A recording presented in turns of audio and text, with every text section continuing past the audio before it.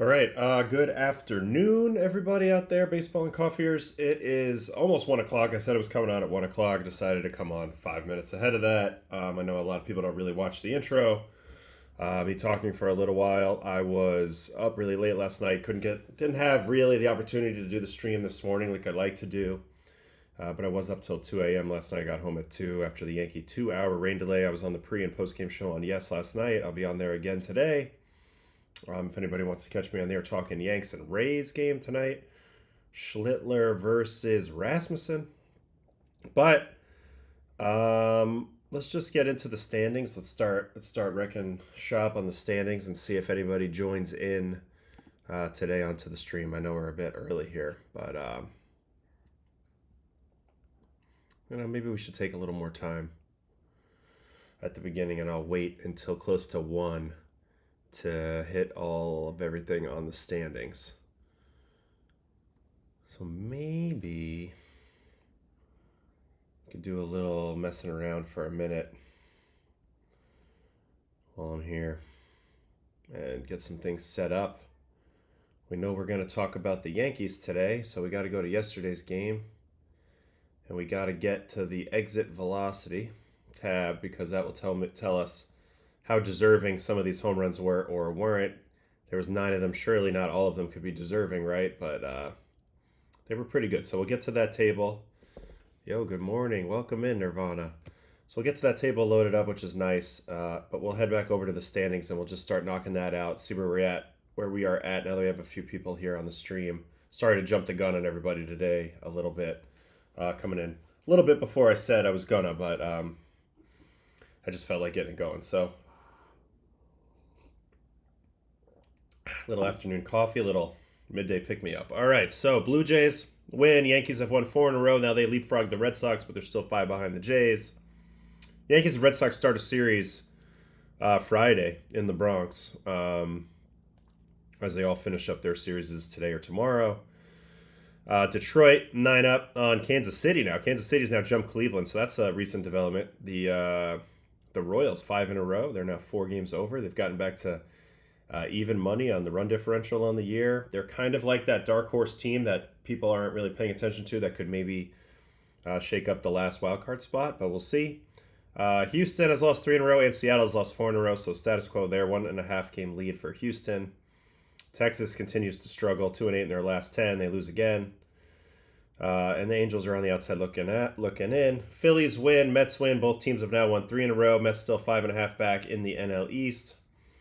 Brewers got swept in the doubleheader yesterday. Cubs, 7 games back now.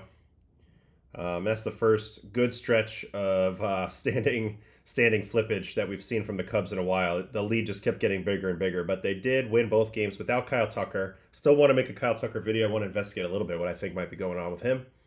Maybe if I have time, I can bang that out sometime this afternoon. I don't know. We'll see.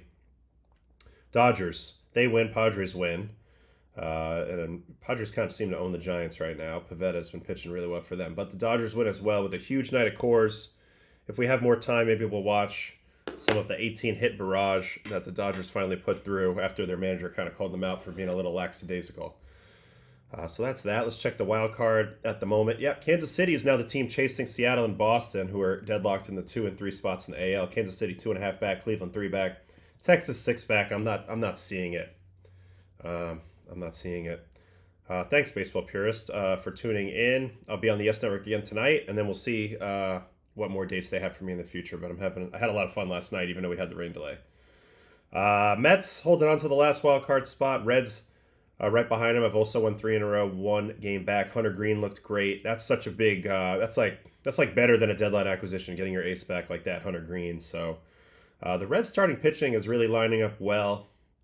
They just need that offense to kick it in. So that's where we're at standings-wise. We're just going to go straight into it. I covered this game last night. It got out of hand early, but 9 home runs is 9 home runs. Yankees became the first team in history to have 2 9-homer games in the same season. So we're just going to watch them one by one, full at-bats, and I'll show you just how bad some of this Tampa Bay Ray pitching was last night, but also credit to the Yankees for jumping on it. So the first batter we're going to see is Judge, and he really set the tone with this gunshot to center field.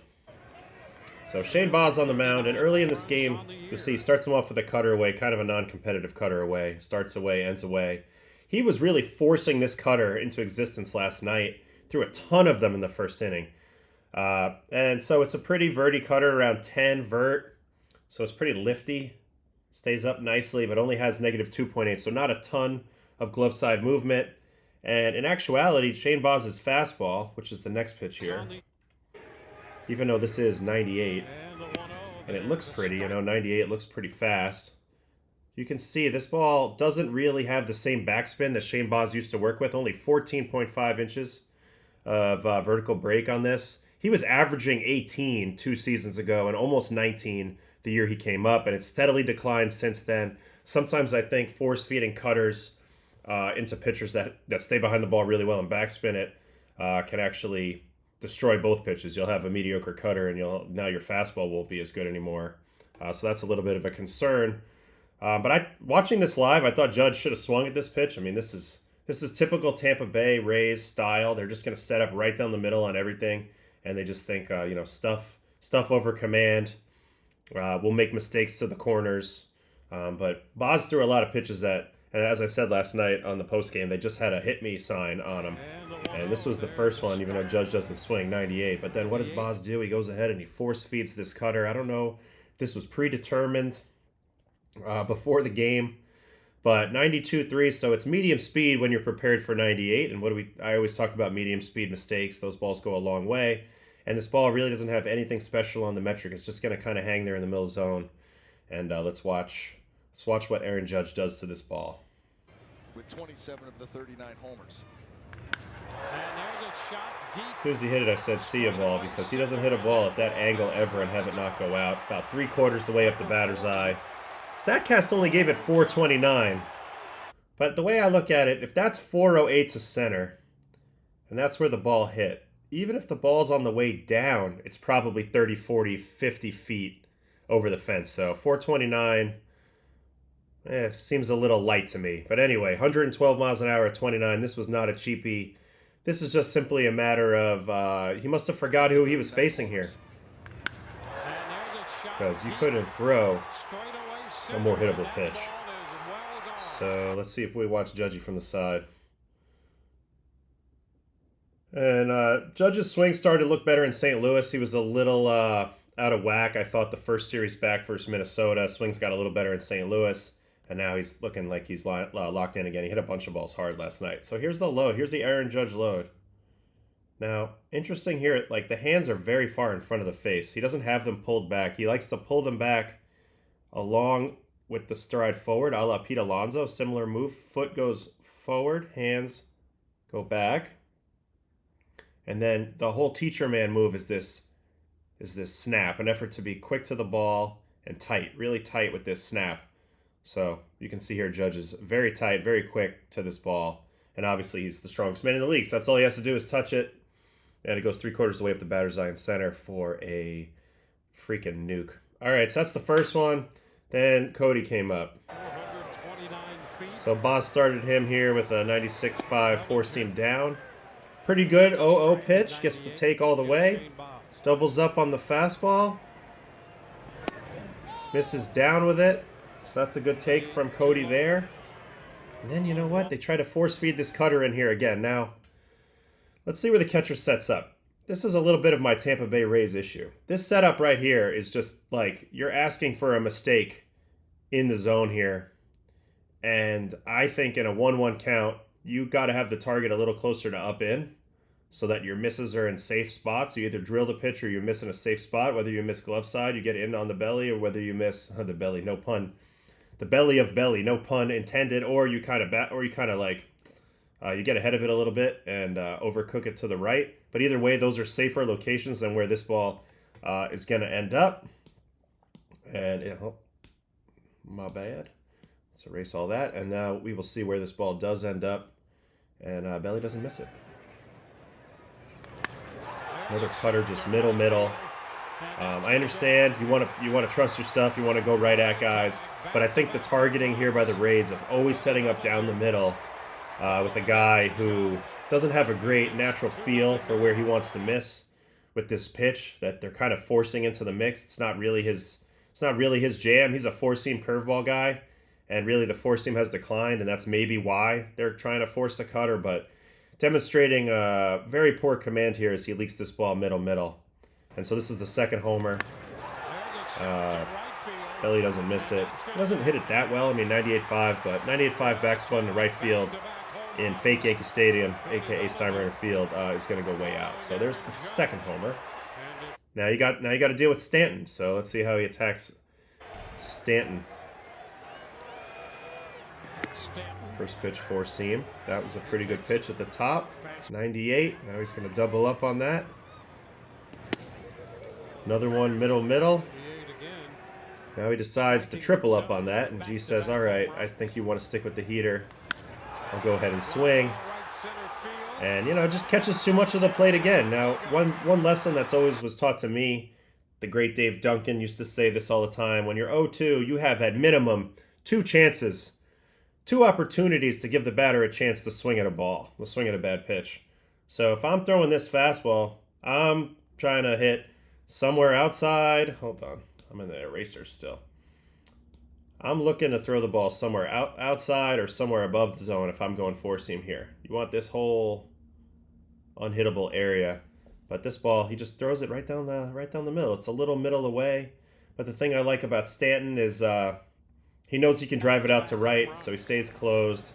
Actually doesn't do too much with this swing. I doubt this was one of his harder swings.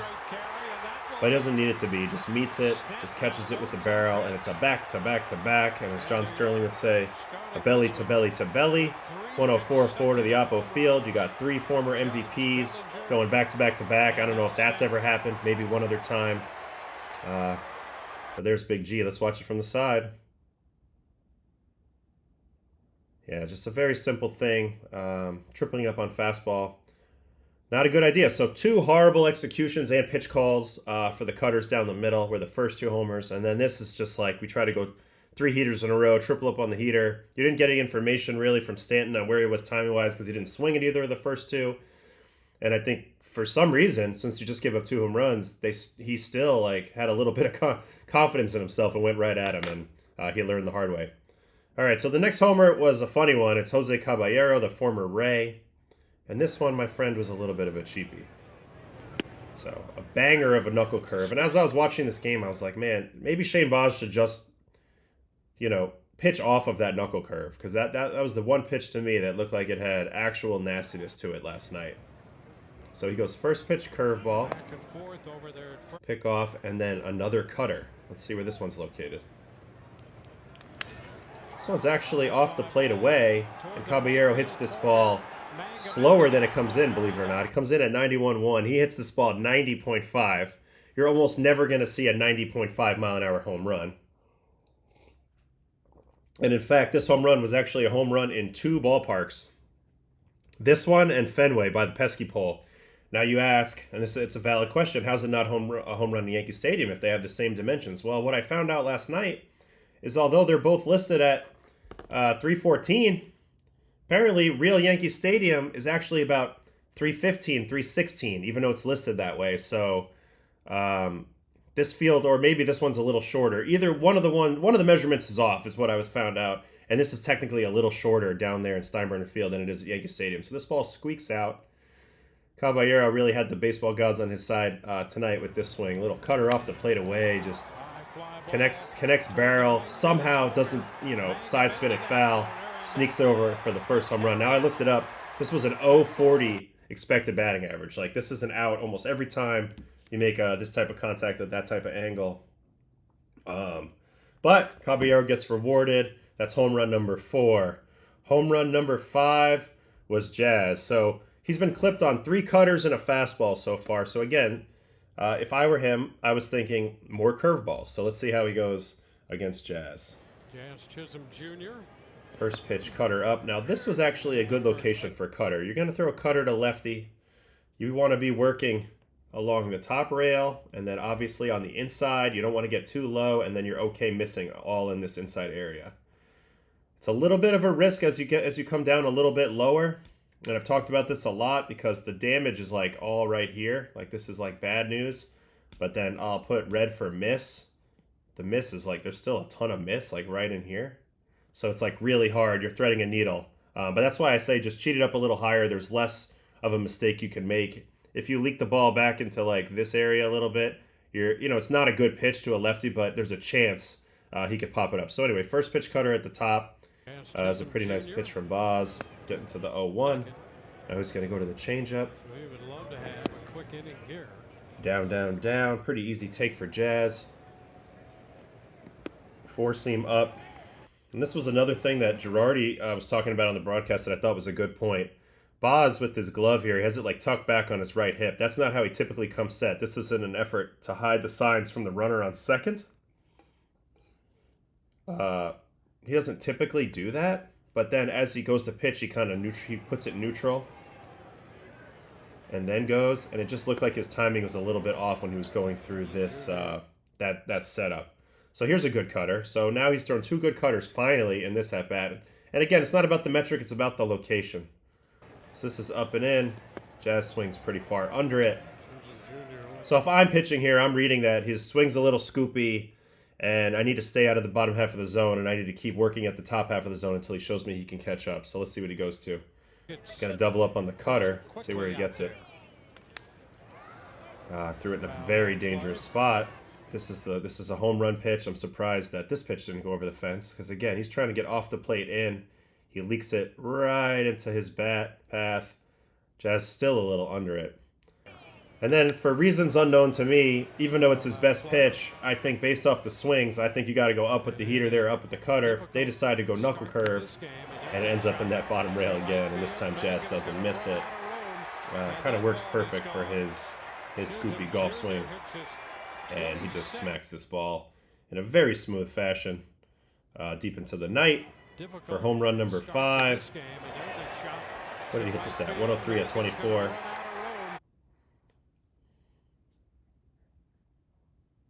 One thing that I think allows Jazz to have pretty good adjustability in his swing when he wants to is he doesn't get too crazy with the stride.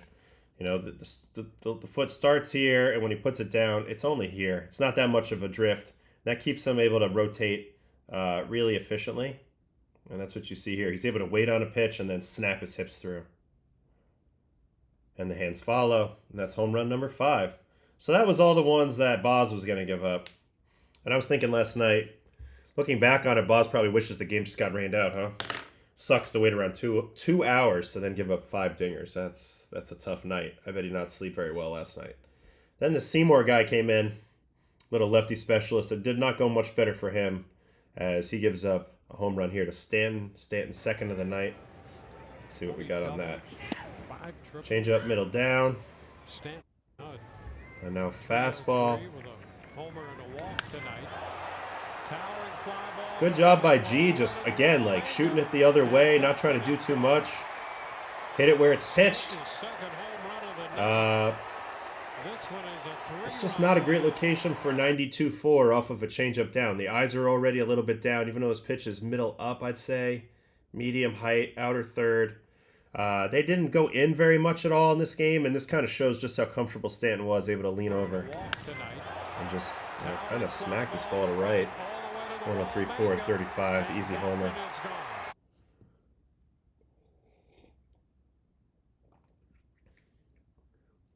So it's a big Yankee dilemma at the moment because Judge can't throw, so they're having to DH Judge, which means Big G's got to play the outfield, and they don't think Stanton can play the outfield more than like 3 days a week. So how that ends up manifesting itself is Stanton didn't even play in St. Louis. He had 3 days off in a row in St. Louis. So you're literally your best hitter at the moment in the lineup. They can't find a way to get him in there because they have 2 guys that need that DH spot right now. So hopefully Stanton can feel a little better as we go and play a little more in the outfield, or Judge can get healthy quick because they need both of those guys in the order if they're going to click like they did last night. And I'm curious if Boone is tempted to play Stanton again today because he took him out after 5 innings since it was a blowout. And I think he was only planning on playing him 1 game in the series, but 5 innings is like a half game. So I don't know. We'll see. So here's Ben Rice. Left on left. First pitch cutter, swings at it. He's on top of it, but he sees the ball moving away from him, and that sets him up for this next pitch sweeper that pops at him. And he does a really good job of reading that out of the hand, staying back. And another ball just in a very hittable position. This ball just hangs and kind of goes to the up and away part of the zone, but that's a place where Ben can get his arms extended. And, you know, Ben hits the ball very, very hard. He's up there. 106 at 29, 406 to right. This is one of the more majestic shots we saw last night. It might have left the whole building. But that was home run number 6, and this was getting out of hand.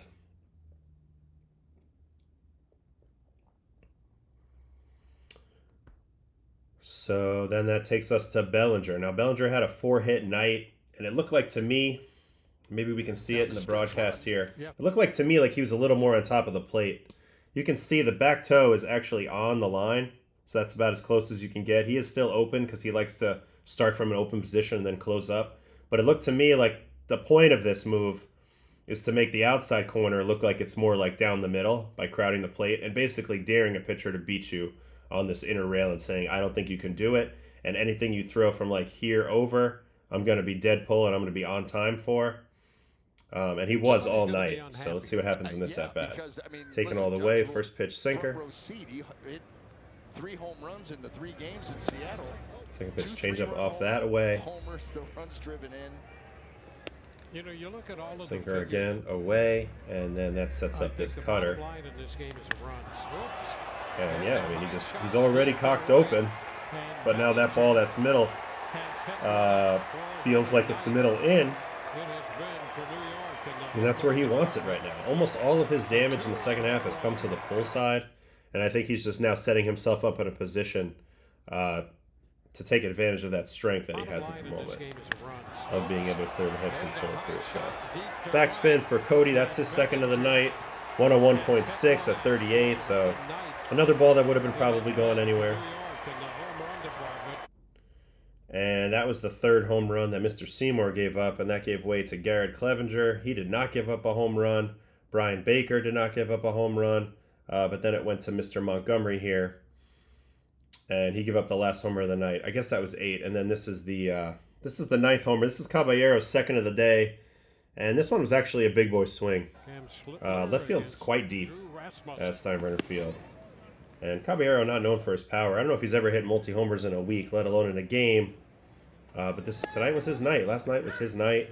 He's facing a nasty dude. This guy, Mason Montgomery, doesn't have great stats, but boy, 98, 99 from the left side with good ride on the heater. Gets him to the 1-2, and then hangs a slider and kaboom. He was already hunting the top of the zone after he got beat the last 2 times, and they threw him a medium-speed pitch in the same area he's looking. So, Caballero probably with the biggest display of power you can see him produce, 101 mile an hour. You know, he's there for his speed and his defense, but 2-homer game for him versus his old team, rubbing it in a little bit. But that's it. That's the 9 home run barrage by the Yankees. It's funny because we were talking a little bit how the Yankees actually have led Major League in stolen bases since like the end of July, and how, you know, it's added a different dimension to their offense that they haven't had before. And then last night they were like, don't forget who we really are. Like, we're a team that, you know, on any given night we can hit a lot of balls over the fence and just turn the field into a Little League park. That's what they did last night. 9 homers, first team MLB history, 2 games of 9 homers or more. And, you know, when you watch a game like this, you're like, oh my God, this team's incredible. How can they get beat? But I think the ultimate issue with the Yankees is not that they're going to blow teams out sometimes, because we all know they're going to. I think the bigger issue is more, how do they play in the close games? How do they play in the nitty gritty? And they need to have solid fundamentals and, you know, do the little things right. So I didn't really learn a lot about the Yankees last night. As impressive as it is, they're not going to be able to do that every night, but it sure is fun when they do it. So, all right, let's get in the chat. Why do you think the Mets starters have better stats than expected? Like expected stats, is that what we mean? Because the Mets have been tanking in the rotation the last couple weeks. A lot of Belly love here. One of the nicest lefty swings I've ever seen. Elegant follow through. I agree. Belly, he's always swung hard, but it's always been smooth. He's got a really nice finish. I think something about how tall he stands in the box and the way he kind of throws his body into it I think a lot of people can relate to that type of swing, even if they can't do it at that high of a level. And he's such a good athlete. I mean, last night he played left field, center field, and right field. He's also like Gold Glove caliber first baseman. So it's just interesting. You don't see a lot of lefties with that type of athletic versatility in baseball. They usually get pigeonholed into pitching or just playing outfield or just playing first. He can kind of do it all. I wouldn't be surprised if he was a good pitcher at the amateur level as well. Okay, so here's the question. So Mar, Peterson, Senga, Holmes. Well, it's all different in each case. Peterson, I've talked quite a bit about how he's more of a pitch-to-contact pitcher, so his expected stats aren't going to line up, the same way that other guys were that are going for more strikeouts. But he does a couple things really well, and I've gone over this before, but a couple things that are really key here. A big thing is he doesn't give up a lot of barrels. He's figured out how to give up hard contact, but on the ground only, like 95 percentile in ground ball percentage. The extension is an important thing for an uncomfortable at bat too, and he's got 7'2" extension. I also think it's just the pitch mix. You know you're going to get a lot of fastballs, but you're not sure whether it's going to be a sinker or a four seam. He does a really good job of reading that and managing his contact given the situations. And then yes, that's the other point I was going to make, and why it's so key for him is because he needs his double plays, and you can't get double plays if you're allowing steals. And I've shown this chart before, but David Peterson is the best, or if not the best, at least in the top 2 or 3 in the running game. He's given up 1 steal on the year. He's got 3 pickoffs and a caught stealing, so he's actually creating more outs by getting guys on base than it becoming a problem for him. Guys on base, it's almost an opportunity for him to get 2 outs at once or a cheap out without having to get him out through his pitching. So that's what makes Peterson so good. Senga's numbers are not going to look as good because he's got too many walks. He just doesn't have great command and fundamentals. Senga's probably the nastiest pitcher on the Mets, stat-wise. But you go ahead and you look at some of his process stuff. 54.6 first pitch strikes is well below average. That leads to 9th percentile walk percentage, and that's just untenable as a starter. The only reason it works for him is because he's so damn good at getting whiff. As you see, he's above average in exit velo, whiff percentage, and he also gets a fair amount of grounders. But he's been tiptoeing around it this year. I don't think he's actually been at top form, despite having a 2.35 through 19 starts. And I think that's what the expected numbers are showing, that he really hasn't been at top form. He's kind of getting away with it a little bit. Holmes is another ground ball pitcher. So again, a lot of the expected numbers aren't going to favor him. They're going to think he's getting lucky a lot. But it's the huge ground ball percentage, that makes him an outlier. 56.2% ground ball. I do think he's been wearing down a lot. Although he threw a little bit better this last game, I think he's been wearing down quite a bit as the season went on. I mean, listen, 63 innings last year, 131 already this year. So more than double his workload last year, facing lineups more than once. I think it's been a challenge for him, but ultimately I think he's been pretty good. Overall, there's some stuff in the weeds here with him too, that are influential. Also he's good at the running game. If you're bad at the running game on top of having some red flags in your pitching, it's never going to work. Also, there's a question here. There's a question here about Senga being a bullpen guy late in his career, and I have that as a big no because Senga takes about an hour to warm up, so he's never going to be comfortable in a relief role. I think he sat out there one time with us, maybe in the playoffs one year, and didn't get in the game, but it's not a comfort for him. He's a starter. He's a creature of habit, and I think ultimately when he's at his best, he's a really good starter. So the Mets will continue to hunt that or whatever teams he plays on in the future. Okay. So I realized that I didn't have the share screen on when I was looking at Peterson and Holmes and those guys. So that's my bad. I've made that mistake a few times recently, but it's okay because we had an excellent pitching duel last night. It was Tarek Skubal and Hunter Brown, 2 of the best pitchers in the game. I'm not going to waste too much time here. I'm just going to get right into this game. We'll watch how these guys got their outs. And we'll just go back and forth. I believe they both went 6 innings. So we'll start with Skubal. He ended up walking the leadoff hitter, so he got off to an inauspicious start. But he was unbelievable in this game. 25 whiffs for Tarek. You're going to see a lot of change-ups on decision pitches. He gets guys to miss them. He gets guys to put them in play weakly. And really pitches off the changeup. So there's a ground out by Correa, and then he's going to throw a first pitch to Altuve here and get a double play. This to third, McKinstry. Try it again. Re-rack it. Skubal has become the rare pitcher who can pound the zone, but still get both strikeouts and weak contact. Like, he's kind of figured it out in that regard. So that was his first inning. And then we'll jump over to Hunter Brown's first inning because this was a good duel. Starts off his outing with a called strike 3 here to Colt Keith. It has been a well-used bullpen for Houston. And fastball down. He's got exceptional ride on his fastball typically. So he does get a lot of freeze on four-seamers down that people think are other pitches, and then they stick. Then a single here to Glaber, probably a jam job. And Glaber is wise. Actually left it middle. It's not a Tough pitch to throw to Glaber. He's good at going the other way, so that's a hit. And we got a Kerry Carpenter ground out on a changeup. This has also been a very good pitch for Hunter Brown as well. You really see the value of a changeup to a top-tier starter from both of these guys, Hunter Brown and Skubal. When you throw as hard as these guys do, guys have no choice but to be on your fastball. It just makes your changeup that much more effective. All right, so there's a walk. So they each had a first inning walk, a little first inning cobwebs to shake off. But he does end his first inning getting Torkelson on a cutter. Pretty good location down with that cutter right at the bottom rail. Over to Correa, already looking natural at third. And that's the end of the first. We'll head back to Skubal for the second, and Christian Walker. He's going to get a first pitch out, which we love. Actually, a pretty good swing here by Christian. 104.5 at 32 is gone pretty much anywhere. And it looks like this ball might have been a home run even here, but they got the low wall, and I was able to be snagged. Yeah, that ball probably bounces over the wall and goes over.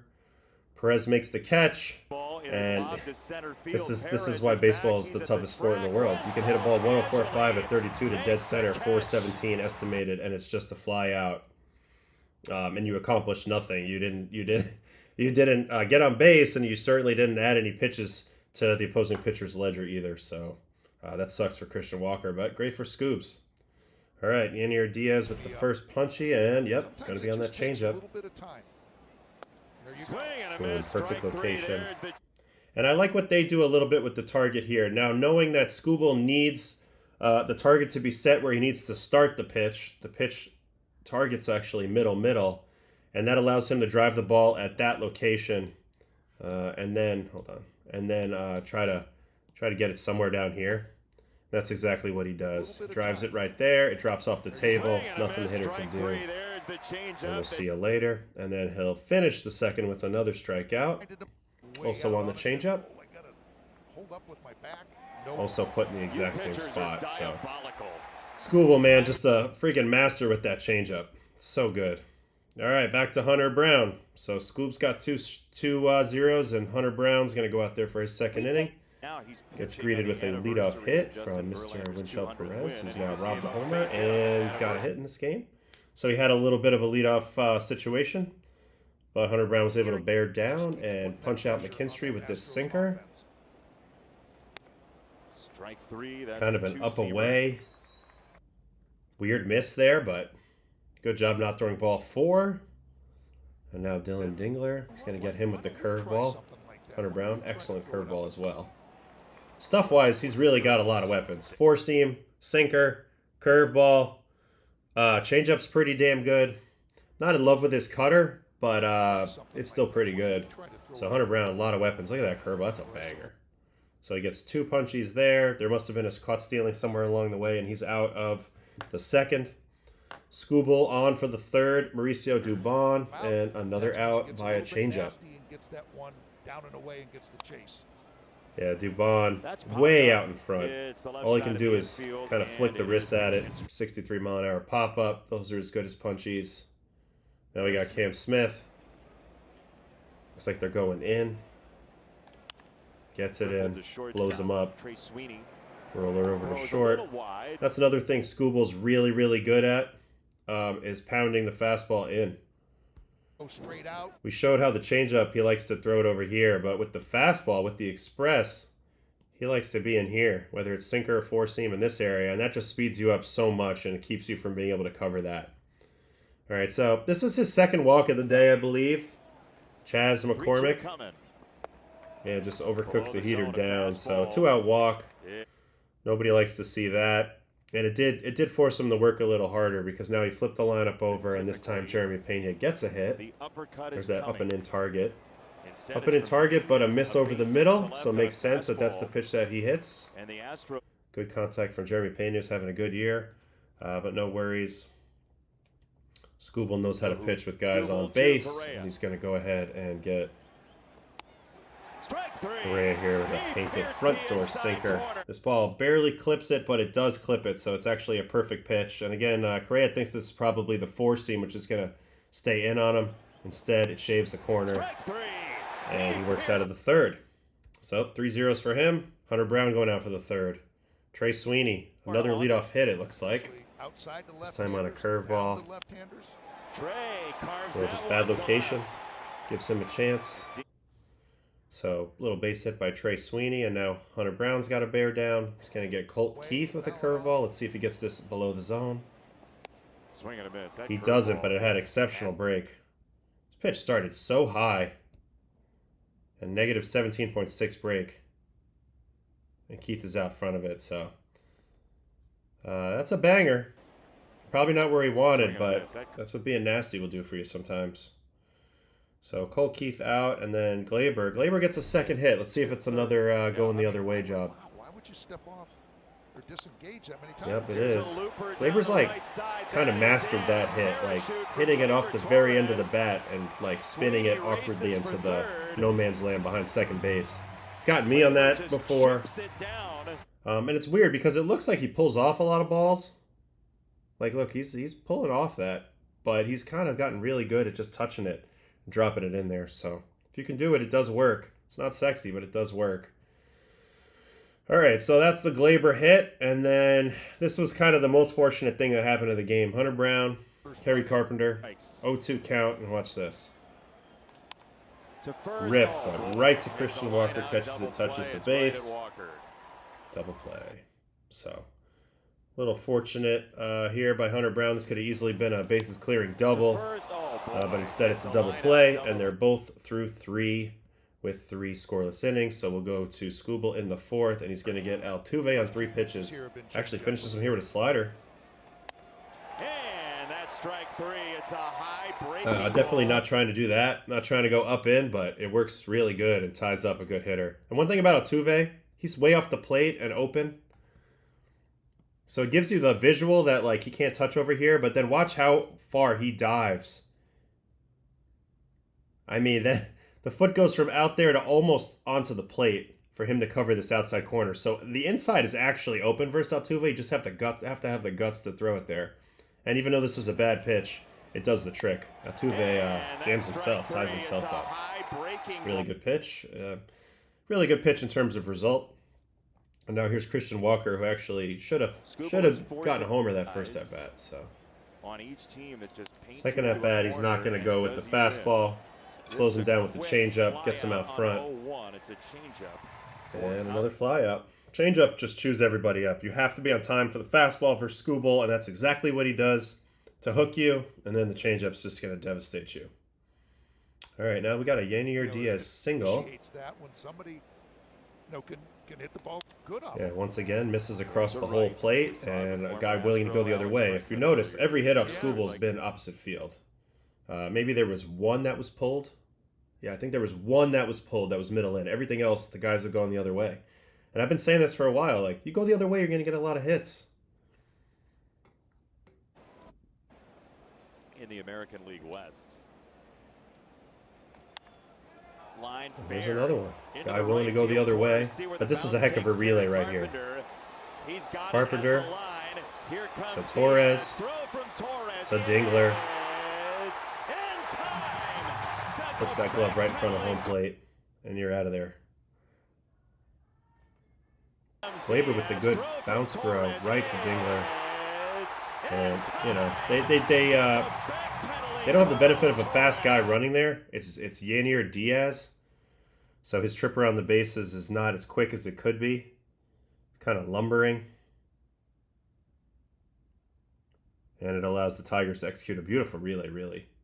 And, you know, Hunter Brown got that line drive double play, and now Skubal gets a relay play at the plate. So both pitchers getting fortunate here. And then, you know, that was huge. That got him out of the fourth. So Houston and Hunter Brown will take their chances in the fourth, and he immediately comes out there with a walk of Riley Green. Now, I see something in the chat about worst stuff grades of the year for Hunter Brown, and even though his stuff still looks good here to me, I could see that. He's not 98 in this game. I don't know if there's any command grades. He definitely seems like he's been a little off with his command as well. But I think he consistently made good pitch choices throughout this game, and he has enough weapons where even with not his best stuff, it can play quite a bit if he reads the at-bats right. And he does that right here with a first pitch double play on a sinker to Torkelson. Yep, chews him up. Easy double play. Take it yourself, second baseman.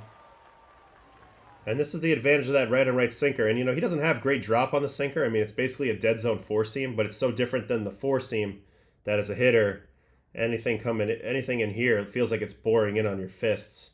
That's what happens to Torque here. He just gets chewed up by this ball. Can only hit it 60 miles an hour. So easy double play and one pitch, 2 outs. And that will get us to Wencel Perez. 2-1. Curveball in a good location, gets it below the zone, has to reach and hook. Ground ball to second and faces the minimum in the fourth. So now we'll go to the fifth. And here is a dominant inning by Skubal. 3 punchies, so let's see if they're all in changeups or what. This one's going to be a four seam. I expect up in. 0-2. Up middle, just blow your doors off. Let's not forget, he's got 98 there, folks. Now Cam Smith. Another four seam. Yep, can't touch that. Up and away. Too late. And then Chas McCormick. Gonna get him with the patented changeup. Oh, goodbye. Perfect location again. It's so hard to see on these camera angles how good this pitch is. But this is a hell of a pitch. This ball looks like it's going to cut to the up in part of the zone and ends up down and away. With just really good speed differential. He sells it beautifully. And that's just a Cy Young caliber inning right there. 3 punchies, 2 fastballs, and a changeup. So that takes us to Hunter Brown's 5th inning.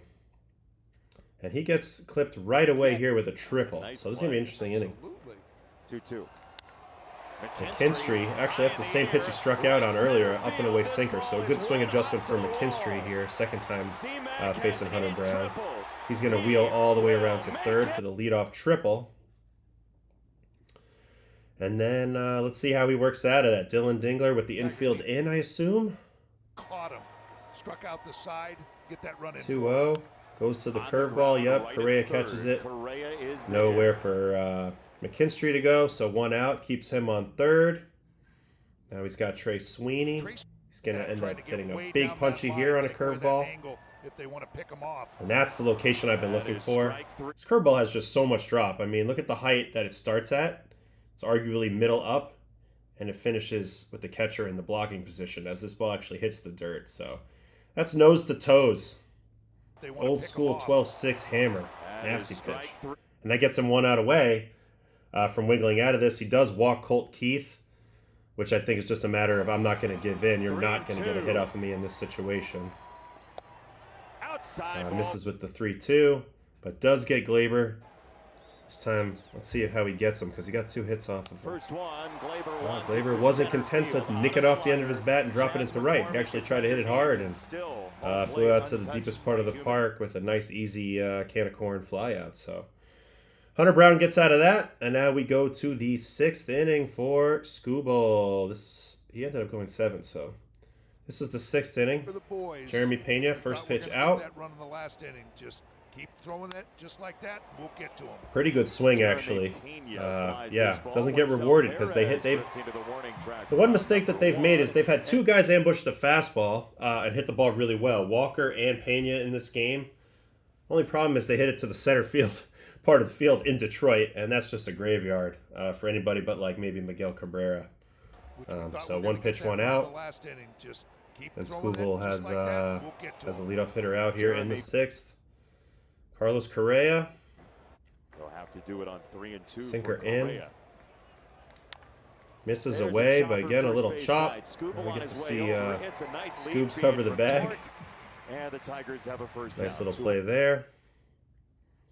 And then we're going to get Correa Altuve struck out for the second time. 93 mile-an-hour slider, so Swing and a miss. Skubal leaning into the velo a little more here at the end. This is another up and in slider. Very weird location, but again, Altuve cuts himself off. Dives so aggressively that this ball jams him. So Skubal taking advantage of that, and he's through 6. That sends us back over to our friend Hunter Brown. This is his last inning, the 6th. Kerry Carpenter. It's going to get him with the slider, my least favorite Hunter Brown pitch. Not that it's a bad pitch, but it's my least favorite. And he left that in a really bad spot, but Carpenter decided he didn't get out in front of that ball like he usually does. So it's a lazy fly out. Now we're going to get a Riley Green strikeout on a fastball. See where he gets it. 3-2. Yep, up. So the fastball up is still always there for a guy like this. And you can see that's only 94. Definitely a different fastball than we're used to seeing from Hunter Brown, but still quite effective. And he'll round out his outing with this ground out of Torkelson. 3rd ground out that he's gotten from Torkelson. 2 on cutters, 1 on a sinker. So just playing the hard east-west game with Torque. 3 ground outs. And Hunter Brown's through 6. I think he's from Detroit, so has a little homecoming game. Goes toe-to-toe with Skubal. 6 innings, no runs. Got a little benefit with the line out, but overall did a good job with diminished stuff, so you got to give him credit for that. And then we'll watch Skubal finish out his outing in the 7th. Christian Walker, 2 flyouts. This time he's going to punch on a changeup. Does he get it down and away? Perfect pitch again. Literally perfect pitch. Now he's got Yanier Diaz. 1-2 from Skubal. On the ground, right back to him. Another changeup, gets some reaching. Goes with the Scherzer style flip. What are we doing here, Scoops? Step and throw, pal. But gets the out, so it's all good. And then my stream has been interrupted.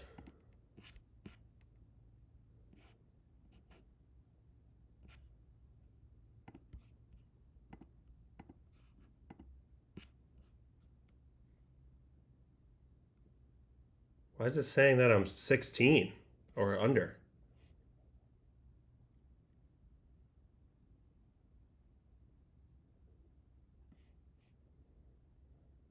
What does this mean? Oh, I gotta check my email. I don't know if anybody's still out there. This is weird. My stream has been temporarily blocked because we detected video belonging to someone else. If you plan to...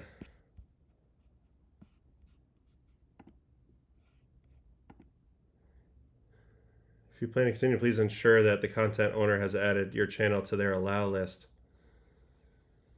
Yeah, I mean, I want to keep going. I don't see any problem with this. I mean, MLB knows I have their app.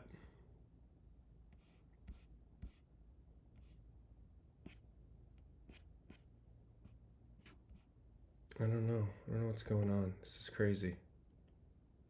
Stream is no longer blocked. Okay, so we're still... Are we back? Anybody confirm that we're back?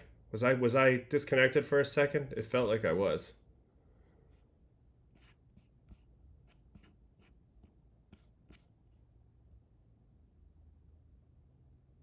Did I get reported by somebody? I'm so confused. All right, we're back. All right, so we had one more batter to look at. It's Ramon. Oh. It's Ramon Urias. He's going to strike out to finish Skubal's outing. And it's a slider, 94 mile-an-hour slider. So empties the tank at the end. All of his slider strikeouts are on up pitches. So that's just a little bit weird. But again, you're looking for fastballs and changeups for Skubal, so the slider's just a weird pitch to even get. Nobody's looking for it. That kind of worked to the up and away part of the zone, and he's through 7 innings, 10 strikeouts. I still think he's the leader in the clubhouse for the Cy Young, but he's just so damn good, man. Changeup down and away, fastballs in on the righties, going up when he needs to, mixing in the slider to not be too predictable. But when in doubt, throw the changeup. It's weak contact or it's a miss all day long. Hunter Brown also threw some good changeups in this game. me see if I can find some of the data on the pitch types from this game. I'm curious to see. Let's see what we got here. Player breakdowns, chart options. Okay, so Hunter Brown was 38 four-seamers, 25 knuckle curves, 16 changeups, 13 sinkers, 5 sliders, 4 cutters. Whiff-wise, 8 whiffs, 3 on the knuckle curve is probably the highest percentage. It wasn't his whiffiest game. It wasn't his nastiest start at all, but I feel like he mixed and matched enough to get the job done tonight. Average velo was way down, almost a full mile an hour on the four seam, almost 2 miles an hour on the curve. So he had to pitch with a little bit of a diminished stuff, which you're going to see in August around the league. Nothing new there, but Hunter Brown, man, he's been super consistent and he's finding a way and he's not letting anything get in his path. And then for Skubal, you know, our current title belt holder, in my opinion, of best pitcher in the world, 34 changeups, 33 fastballs, 17 sinkers, 11 sliders. And the 11 sliders, you can see they're 0.7 miles an hour up off of his average. So it did look to me like he was letting those sliders rip kind of in a different fashion. But he did not have a whiff problem. He had 25 whiffs. 12 whiffs on 20 changeup swings. And on top of that, the exit velo on the changeup was 73.6. So in my opinion, he could throw even more changeups and probably get away with it, but I wouldn't mess with anything he's doing. He's phenomenal. He got 40% chase yesterday, 40% O swing. That's nasty. Just really, really good. I don't know what to say about him. He's just so good about, you know, keeping his tempo, forcing you to meet his approach and to kind of match that. And then he's got the antidote for you, which is that swing and miss changeup. Swing and miss changeup is probably the coolest thing anybody's got going. All right, Graham Singer, do I worry about Brown's arm when you see a velo drop like that?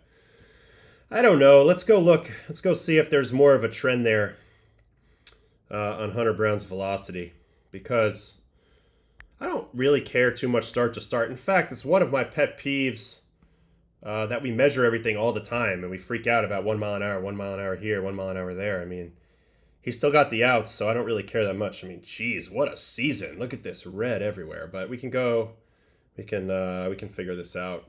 We need average velocity, average pitch velocity for 2025 by game. And then we'll just go four seamer just so that we can see it. So it's kind of bounced around a little bit. Early in the year, I mean, she was up around 97 on the average, and then it kind of ticked down, hovered around 97 for a bit, and then his last few starts, we can see it's definitely down coming off the All-Star break. 96.2, 95.8, 96.8, 96.5, 95.7. Now, those are all still very good numbers. Like, those are all above average, and you can pitch with 95.7 any day. If I had 95.7, I'd be out there dominating right now. But, yeah, I mean, maybe it's something to take stock in. And, you know, teams these days, they have biomechanic people that are studying a lot more than just velocity. They're looking at, you know, his angles of rotation, and they're checking him out in the training room on a daily basis. They have a lot better understanding of where he's at physically. But I'm not going to throw a huge red flag for a mile an hour here, a mile an hour there, especially when he has plenty to spare. And I think, honestly, the tracking of everything is the undoing of a lot of power pitchers. Like, oh, I throw 100 miles an hour, and that's how I define myself. And if I'm 98, something must be wrong with me. We saw a lot of that with, like, a Noah Syndergaard at times in his career. It's just like a gift and a curse, throwing that hard and being expected to throw that hard all the time. But he's been really good. You know, he's been really, really good. I can't fault him. I guess these are the velos from all of his starts. I don't know. Still a hell of a four seam. 17 run value on the four seam this year for Hunter Brown. Out of curiosity, I'm going to go look at Scoobs for a sec. Tarek Scubal's savant's arguably even better, although he has given up a few more barrels, I guess. Okay, so Tarek Skubal, what's his changeup run value? Is it over 20 yet? Yeah. Already 21 on the run value on changeup. They're hitting 160 off it with a 48.3% whiff rate. Like I said, like the changeup sets the table. It's the cheat code for him. Obviously, he's got a great four seam, sinker. The slider's been effective because nobody's looking for it, but the changeup, gosh, what a damn pitch! What a sick pitch to have. Righty, lefty, doesn't matter. God, it's the ultimate neutralizer. And for a guy who throws so many strikes, what's his walk rate at this year?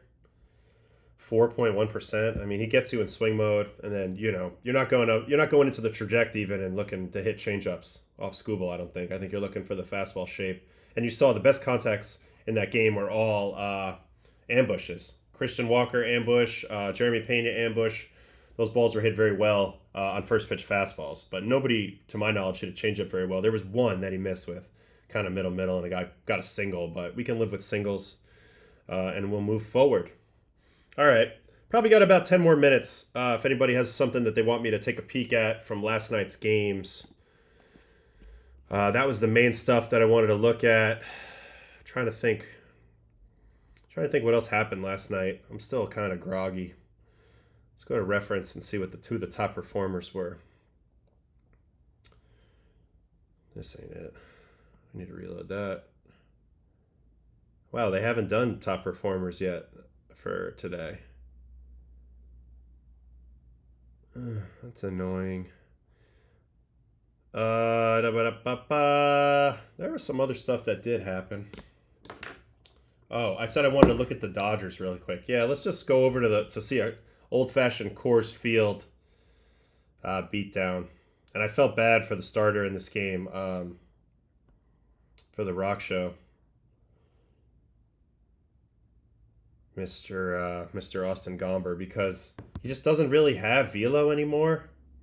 And he had to face this Dodger team that got called out by their manager a little bit. So let's just watch some extra base hits. Freddie Freeman, 106.4. The left center. And I mean, what has more square footage than that left center gap at Coors? I mean, really nothing in the game. So there's a nice double. Here's a Teoscar. Hall of Famers? They're Hall On a of curveball. Famers. That's line to the left field. Gomber was just trying to figure it out all day yesterday. He had some sad quotes after the game about where he's at mentally right now. But, it's really tough. I mean, Coors Field will break you at a certain point. And, look, he's throwing 87 miles an hour. Like, I'm not the biggest velocity person there is, but really hard to pitch at the big league level at 87 miles an hour with an over-the-top delivery. Gomber against Alex Call. I mean, Alex Call, of all people, is going 453 off you, almost to the concourse. So you're not fooling anybody with that 87, and that's a tough pill to swallow. Certainly when you got to face this Dodger lineup. Here's Shohei. This is 116 off the bat. A little harder, 91, but not hard enough. Down and in. Right? Maybe down and in, down and away. Down in. Shohei just turns. Barrel. See ya. Any more extra base hits? No, he wasn't long for that game. Then poor guy Molina had to come in. Alex Call, multiple extra base hits. Got him from the Nationals, known for his defense. Trying to get indoctrinated into the Dodger way. Could he be the new Justin Turner? Chris Taylor. Go over there and start raking. I don't know. Guess we'll see. Helps to be at Coors. And Nick Anderson and Darnell. So actually, considering they had 18 hits, only like 4 extra base hits. So nothing really to see there. All right, Owen Cassie, first Major League home run. Sure. Was that in the first game or the second game? Cubs versus the Brew Crew.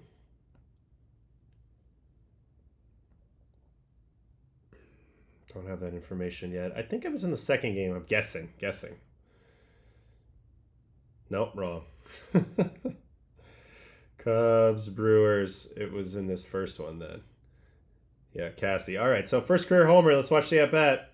Owen Cassie, big old redhead. And it's the first pitch split Canadian-born Cub to make his MLB from debut Shelby Miller, in former Canada. Cardinal first rounder.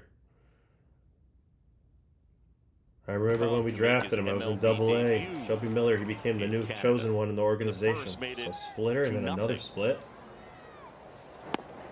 Pretty good pitch down. So Cassie measures the split. Let's see what he's going to go to here. Fastball. If I'm guessing, this pitch is going to be like medium height. Let's see. Oh, I know ball. I know ball, folks. I felt like if it was down, he might have taken it again. And I felt like if it was up, it might have beat him. So it had to be medium height. 94.7, not enough to get by him. 105.2 at 22 to left center. Great place to live. He's very upright in his stance. And he smashes the other way. He's a Canadian. He's a Canuck. So I know my former bullpen catcher Eric Lango will be following his progress. Let's watch Cassie from the side. Really a very kind of not a lot going on with this swing. Hands start up high, then they kind of drop, but they move back a little bit as he goes. Really doesn't even clear the hips, just stays closed really well. Hey, big hit, hits the ball hard. That was pretty sick. Owen Cassie, first big league homer. Now we've seen it. All right, one more. Let's do Joe Adell off Hunter Green for Graham Singer. Yeah, I watched a little bit of this. Joe Adell with 2 homers in this game. Cincinnati Redlegs and the Los Angeles Angels of Anaheim. And Mr. Joe Adell, big prospect, took him a while. First one's off of Hunter Green. It's a first pitch fastball. And he destroys this ball. 98.9. This ball leaves at 115. Middle down, so perfect spot for him to hit it. But you can see Joe Adell's tool package is special. And this year it's finally being let out a little bit with a lot better swing decisions. And he's sitting here after this game with, I believe, 27 bingers. Ooh, ball's loud, I bet. Let's watch it from the side. Weight on the front foot, shifts it back to the back foot. So interesting load here. It looks to me like he's about 60-40 weight on the front leg. And then his move is he just lifts the leg and shifts the weight back. So he doesn't really drift back, but he does a weight transfer. Kind of builds tension on this inner thigh, I would guess. A little bit in the back hip coil. And then he just sets it back down. And I talked a little bit about a little bit of a quiet, shorter stride at the plate. I talked about it a little bit with Bellinger, Jazz earlier. But Joe just picks it up, kind of puts it back down, and he's quick to the ball, and you see what happens. And then the second homer, arguably more impressive. It's off this guy, May, so let's watch this fall at bat. He's got those cheese. Look at the size of this dude also. So it's first 88 down. 88 away. So 2 sliders. Gonna go triple slider. Slider, good pitch to Adell for sure. Well, there's been a little bit of That's what I tried to do with him, is a lot of soft early, hard late. Gets himself to a 3-1 count. Earns himself a heater, but it is a 99, 100-mile-an-hour sinker. And he gets to the 3-2, and then May's going to go back to the slider. And Adell just pummels this ball straight down the left field line. Hits it really hard again, though, 110.3. So that's back-to-back homers that we've seen in this game. Exit velo over 110, showing off that Joe Adell tool set. You know, huge raw power. He's a freak athlete. This guy's built like a bodybuilder. More like a 100-dash sprinter. But again, very balanced now at the plate. He used to do a lot more up here and kind of throw himself off. Kind of a simple move and not missing the mistake. This was the big mistake that he made in this at-bat. Little hanger middle. Doesn't miss it. So that's a 2-homer night for Joe Adell. All right, that's it for the stream. Let's get in the chat for a second, and then we'll say goodbye. So, okay. Justin Courtney, my dude from shoving down there for the Diablos in Mexico City. Yeah, what guys are thinking. Okay, yeah, we'll take some Mexican coffee. I appreciate that. Good luck down there in the playoffs. I've been following you a little bit, Justin, and keep doing your thing. Saw you started the All-Star game. So that's dope, man. Congrats on all that. And thanks for checking us out. And then Wafflock's thoughts on Samuel Basallo and his potential, but his confidence at the plate. I am so high on this guy. He only had the one at-bat yesterday. We hit the dribbler that kind of put the Orioles up for the win. It wasn't like a great piece of contact or anything, but this guy, Samuel Basallo, one of the best swings I've seen, and I bet we'll be watching him a lot. One of the better rookie swings I've seen. He's a big body, but it's a simple move. It's quiet. The swing's pretty level, so he can cover top, bottom. It looks like he's very confident up there. Feels like he belongs. He might be the best young hitter at the moment that I've seen right now. I mean, obviously there's Nick Kurtz, who's probably in the driver's seat of that discussion. But Basayo just got called up, and I think he has that type of potential. Like, he's got potential to be one of the best hitters in the game. So let's just watch him develop, and we'll see how it goes over this first 40-game sample. And I'm sure next year will be that first full year, and we'll see how he responds to that. But anyway, yeah, he's probably going to end up at first base, Wafflex. I mean, he's a catcher right now. They still have Rushman. I'd be surprised if he didn't end up at first base, given his size. But it's all about that bat. It's got potential to be a special, special bat. He's super young, but he looks the part in every single way. So fired up to watch him progress with the Orioles. Anyway, thanks for everybody checking out the chat today. My Easter egg photo today is of the Freak, Tim Lincecum. I only had a vertical, so check out my buddy, the Freak. This is the last time that he was still trying to make a comeback. This is years ago at Driveline.